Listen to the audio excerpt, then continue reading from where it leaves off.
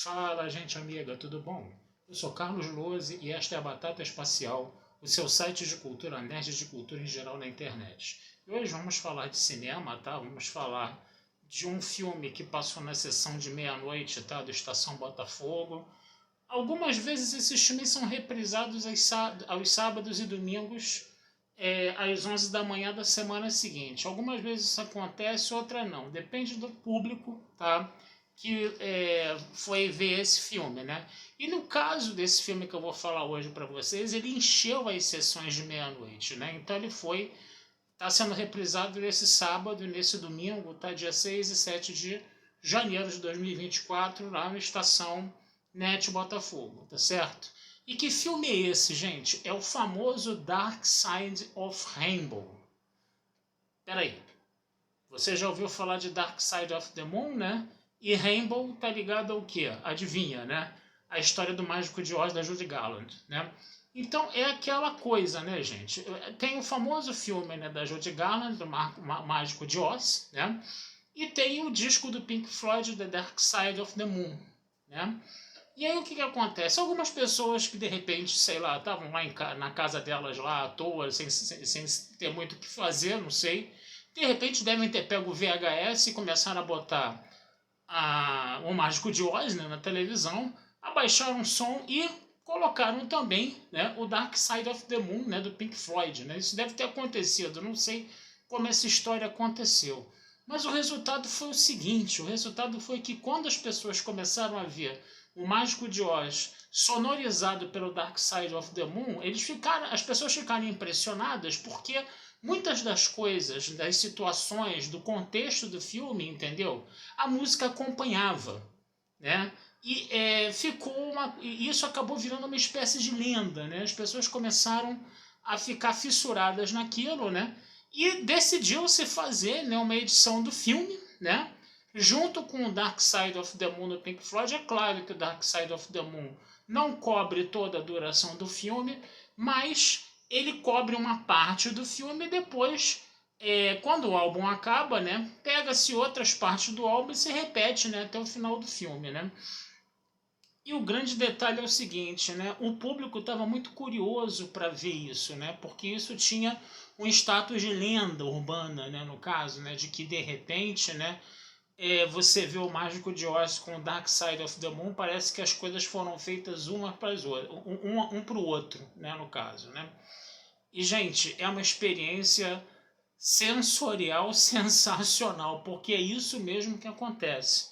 Você vai vendo o filme e a música que acompanha as situações que vão aparecendo ao longo do filme narram completamente aquele contexto, estão em total consonância com o contexto do filme. Por exemplo, quando o Homem de Lata aparece e ele começa a falar que não tem um coração, que precisa de um coração, o disco do Pink Floyd está assim, tum, tum, tum, tum, né? Ou então quando aparece, né, a senhora lá que vai ser a bruxa, a grande vilã do filme, mas ainda está lá no Kansas, ela aparece andando de bicicleta, você escuta, né, aquele barulho de relógios, né, boing, boing, aquele barulho metálico de relógios, e aparece ela pedalando. E depois vem a música tensa do time, né, aquela batida do time, coisa e tal, né, que é na hora que a bruxa do filme, a vilã do filme, quer tomar o cachorrinho da Dorothy, né. Ou então tem a parte da tempestade, né, gente, que é aquele coral feminino gritando em voz altíssima, coisa e tal, e quando a Dorothy, ela se cai desacordada na casa que está voando, ela vê, né, a música fica muito mais leve, muito mais suave, né, e aliás é uma parte muito interessante isso, né, porque o que a gente pode falar, né? Enquanto você está vendo o Dark Side of the Moon sendo executado, entendeu? Enquanto você está escutando o Dark Side of the Moon está sendo executado, na grande maioria das vezes você vê a música do álbum em consonância com tudo que você está vendo na tela. É uma coisa impressionante.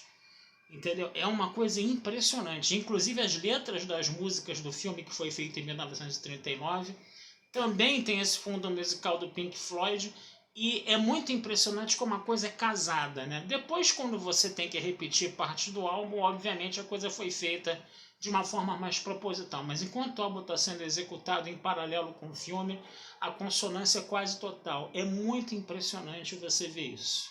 Você está ali tendo uma experiência sensorial sensacional, porque é muito engraçado isso, né? A gente está falando que o disco acompanha, né, o contexto do filme, as músicas acompanham o contexto do filme, mas ao mesmo tempo você está vendo um filme diferente da versão original. O fato do The Dark Side of the Moon musicar essa música, esse filme, né, de 1939, provoca uma ressignificação no filme, né, que ao mesmo tempo que a música é fiel ao filme, a música renova e transforma o filme em outra coisa.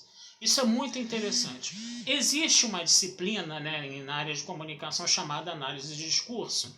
E essa disciplina, ela fala, né, que existe uma coisa chamada tensão entre paráfrase e polissemia. O que significa isso? Paráfrase é tudo aquilo que já foi dito, tudo aquilo que já foi falado, tudo aquilo que já foi pensado.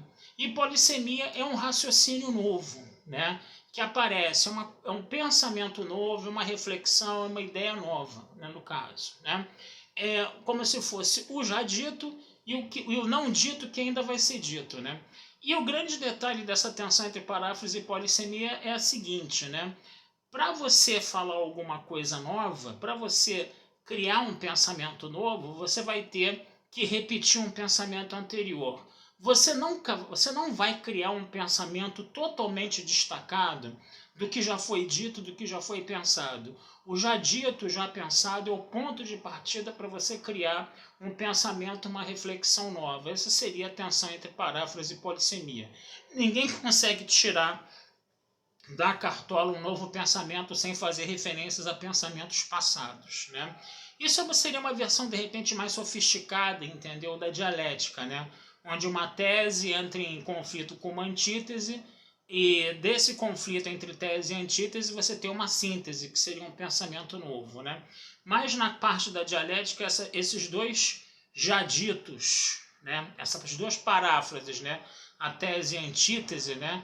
Elas funcionariam talvez de formas mais antagônicas para gerar uma terceira coisa. Na análise de discurso, nessa tensão entre paráfrase e polissemia, a coisa não seria tão tese e antítese assim, seria uma parada um pouco mais sofisticada, diria eu, entendeu? Você já teria, entendeu, um raciocínio ali, onde você está trabalhando mais aquele raciocínio para chegar a uma coisa nova.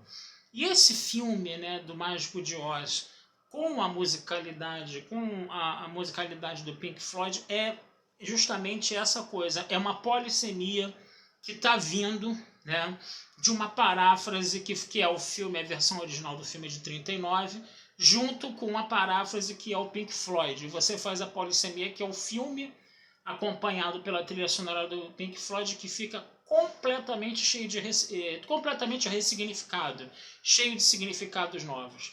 O filme é feito em 1939. Vamos tentar exemplificar isso. O filme é feito em 1939. É um filme de fantasia, é um filme musical para o público infantil. O filme começa preto e branco, enquanto a Dorothy está no Kansas. Quando ela vai para o Reino de Oz, a imagem fica colorida, né? E você tem aqueles cenários completamente artificiais de estúdio, entendeu? Multicoloridos, né? Quando você bota as músicas originais, entendeu? Do musical, do filme, entendeu? Você tem uma coisa mais lúdica, mais infantil. Agora, quando você bota as guitarras, né, altamente viajantes do Pink Floyd, aquele ambiente acaba ficando tão psicodélico, entendeu? Que a gente sente, entendeu? Que toda aquela coisa psicodélica, de repente, daquelas pessoas que tiveram experiências com drogas e ficam vendo tudo colorido, os caras ficam tudo doidão lá rindo, coisa e tal, vendo o mundo todo colorido, maravilhoso.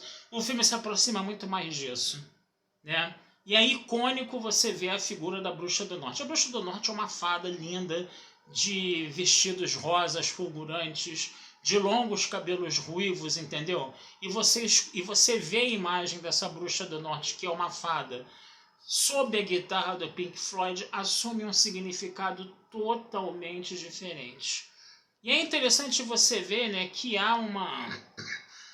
Perdão. Que há, vamos dizer assim, vários textos ali, né? Você tem uma... Esqueci a palavra correta para falar esses multitextos, né? Você tem, por exemplo, na cena em que a casa está voando com a Dorothy, né? E ela acorda e ela olha pela janela, né? Você vê, você escuta aquilo com a música do Pink Floyd, na janela você vê pessoas passando, voando para lá e para cá, entendeu? Numa montagem de imagens ali, né? Que lembra muito aqueles filmes do Georges Méliès do início do século XX. É impressionante. Ali você tem 3 discursos, 3 textos ali interagindo e dando uma sensação completamente nova para o espectador. É muito impressionante isso. Você vê um filme de 1939 sendo, vamos dizer assim, sonorizado por um rock da década de 60, 70, não sei precisar, acho que é 79, não me lembro agora, tá? Você vê esse rock de 79 sonorizando esse filme de 1939 e o filme de 1939 puxando aquele cinema fantástico, né, do Georges Méliès do início do século XX, e você vê essas 3 coisas interagindo numa enorme harmonia, ao mesmo tempo criando, vamos dizer assim, um texto completamente novo, criando uma reflexão, uma sensação completamente nova. Você está ali com as referências do Georges Méliès num filme de fantasia de 1939 e tudo isso é carregado por um ambiente altamente psicodélico da música do Pink Floyd. É uma experiência fascinante, gente. É uma coisa que realmente as pessoas precisam experimentar. E vale muito a pena, tá, você assistir esse filme, tá certo? E realmente eu não esperava, tá, que a experiência fosse tão contundente e tão forte assim, né? É, eu não sei se esse filme vai estar novamente disponível em vídeo, de repente essa versão ela pode estar disponível no YouTube, tá? Mas não deixem de ver, tentem arrumar um jeito de fazer isso, nem que você bote o DVD e bote o Pink Floyd ao mesmo tempo ali, entendeu? Na tua casa. Mas tenta fazer essa experiência do Dark Side of the Rainbow, que é uma experiência sensacional. É uma coisa muito bacana. Tá certo, gente? Então vou ficando por aqui, tá? Desejando vida longa e próspera a todos, tá? Não deixem de visitar meu site batataespacialtudojunto.com.br e futuramente vamos conversar sobre mais filmes aí com vocês. Não sei se com uma experiência tão profunda, tá? E tão, vamos dizer assim, fascinante quanto essa, né? De você ver coisas que você já conhece, de áreas separadas, sendo unificadas para formar um novo discurso, um novo texto, entendeu? Que é muito impressionante. Ou seja, ao mesmo tempo que a música do Pink Floyd está totalmente ligada ao contexto do filme, isso seria uma coisa altamente de paráfrase mesmo, essa harmonia entre essas 2 paráfrases, o filme e o álbum, né? Ao mesmo tempo ele cria um filme completamente novo, carregado de novos significados. O filme é modernizado para outras convenções, né, mais contemporâneas do que a da década de 30, né? E aí você tem a polissemia acontecendo, tá? Então é isso, gente. Um abração, fui e até a próxima.